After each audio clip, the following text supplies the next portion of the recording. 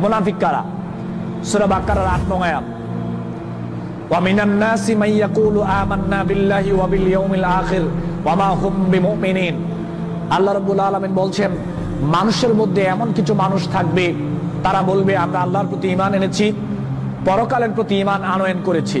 তারা মানুষের সামনে বলবে যে আমরা ঈমানদার, তাদেরকে দেখলেই মনে হবে তারা ঈমানদার, নাম শুনলেই মনে হবে তারা ঈমানদার। আল্লাহ রাব্বুল আলামিন বলছেন তারা ঈমানদার নয়, তারা হচ্ছে মুনাফিক।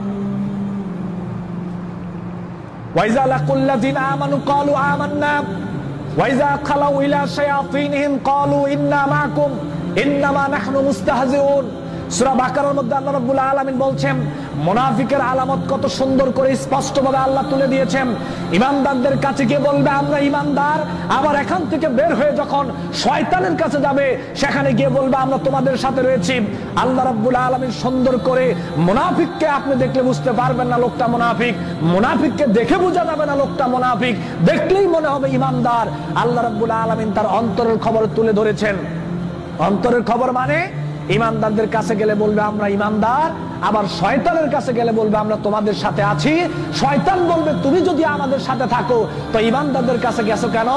এবার সে বলবে আমি ঈমানদারদের কাছে গিয়েছি কিছু স্বার্থ হাসিল করার জন্য, কিছু সুবিধা ভোগ করার জন্য।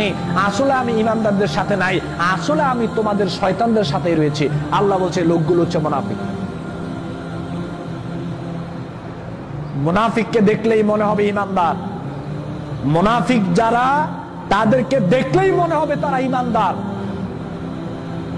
নাম শুনলেই মনে হবে তারা ঈমানদার, তারপরেও তারা মুনাফিক। একটা কথা ভালো করে খেয়াল করেন, আল্লাযিনা আমানু থেকে মুনাফিক বাতিল কেন? কোন মুশরিক মুনাফিক হতে পারবে না। প্রকৃত মুশরিক যারা, অস্বীকারী, কোন কাফের মুনাফিক হতে পারবে না। হিন্দু ধর্মের কোন মানুষ মুনাফিক হতে পারবে না। খ্রিস্টান ধর্মের কোন মানুষ মুনাফিক হতে পারবে না। ইহুদি ধর্মের কোন মানুষ মুনাফিক হতে পারে না। বৌদ্ধ ধর্মের কোন মানুষ মুনাফিক হতে পারে না। মুনাফিক হওয়ার জন্য আগে ঈমান আনার শর্ত।